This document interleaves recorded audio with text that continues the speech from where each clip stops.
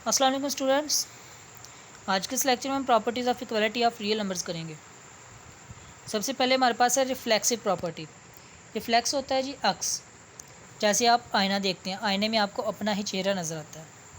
इसी तरह ए जो होता है रियल नंबर, वो अपने आप के ही बराबर होता है। ये रिफ्लेक्सिव प्रॉपर्टी हो जाती है।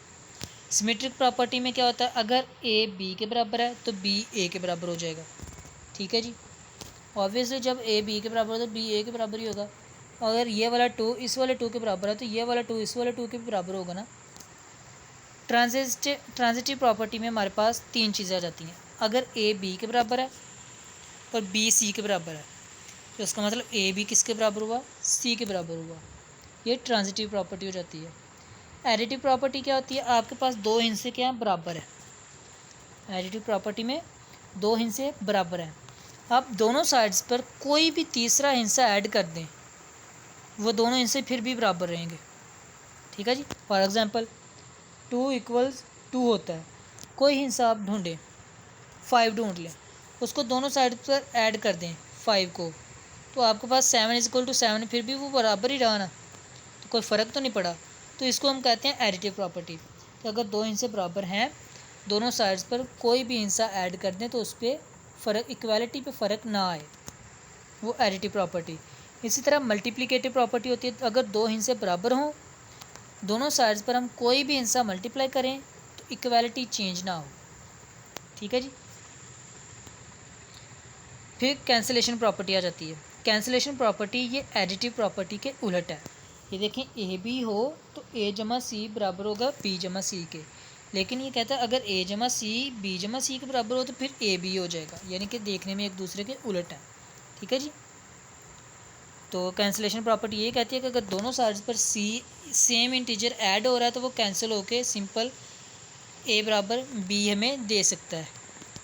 कैंसिलेशन प्रॉपर्टी फॉर मल्टीप्लिकेशन वो भी इसी तरह कहती है, जिस तरह से हमारे पास ये था ए सी = बी सी, तो ये सी दोनों तरफ से कैंसिल होकर हमें वापस से ये चीज़ दे देगा। मल्टीप्लिकेटिव प्रॉपर्टी भी कैंसिलेशन प्रॉपर्टी के उलट होती है। ओके हो गया। फिर आ जाती हैं properties of inequality. Trichotomy property. Try से मतलब आपको पता चल जाए तीन, इसमें तीन प्रॉपर्टीज़ होती हैं। अगर आपके पास दो नंबर्स हैं, 2 या 5, अब या तो हमारे पास दोनों बराबर होंगे, अगर बराबर नहीं है तो ये वाला हिस्सा इससे बड़ा होगा, अगर ऐसा नहीं है तो फिर ये वाला हिस्सा इससे बड़ा होगा। एक कंडीशन तो लाजमी होल्ड करेगी ही करेगी। ठीक है जी। ये प्रॉपर्टी होती है ट्राइकोटोमी प्रॉपर्टी।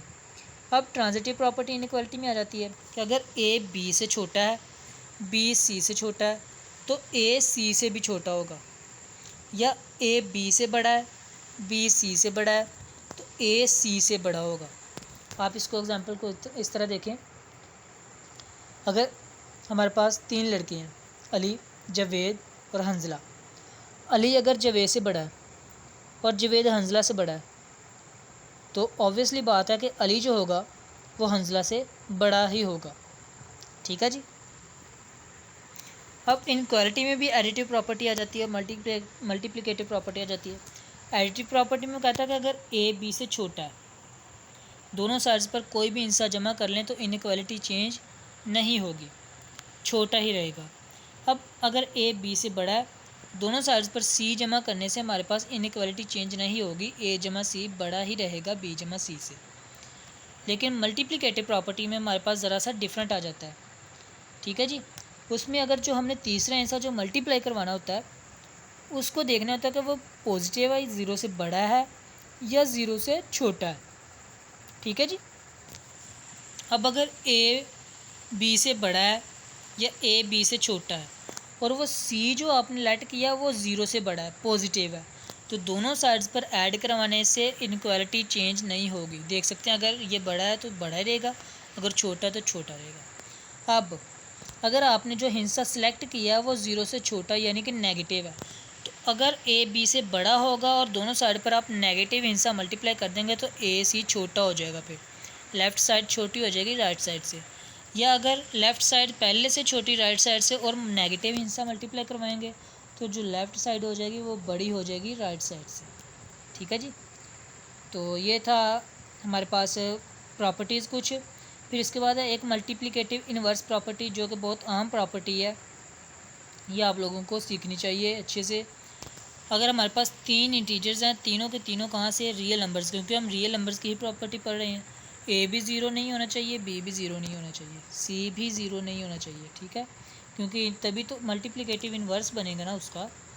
कहते हैं कि अगर ए हमारे पास बी से बड़ा होगा ना, तो this if and only if, इसका मतलब होता है इफ़ एंड ओनली इफ़, अगर ए हमारे पास बी से बड़ा है तो 1/a 1/b से छोटा होगा, या अगर 1/a 1/b से छोटा है तो इसका रेसिप्रोकल a जो होगा वो b से बड़ा होगा। जैसे 3 2 से बड़ा है ना, हमें पता है, तो 1/3 क्या हो जाएगा, 1/2 से छोटा हो जाएगा। आप डिवाइड करके देख लीजिए। इसी तरह अगर a b से छोटा है तो 1/a 1/b से बड़ा हो जाएगा, या 1/a अगर 1/b से बड़ा है तो a b से छोटा हो जाएगा। काम उलट हो जाएगा। लेट कर लें जैसे कि हमारे पास 4 जो है वो 5 से छोटा है, तो फिर 1/4 जो होगा वो 1/5 से बड़ा हो जाएगा। आप डिवाइड करके देख लीजिएगा। तो ये बहुत ही अहम प्रॉपर्टी है मल्टीप्लिकेटिव इन्वर्स वाली, ये बहुत इस्तेमाल भी होती है बड़ी क्लासेस में भी। तो इन चीज़ों को आप लोगों ने लाजमी ज़हन नशीन करना है।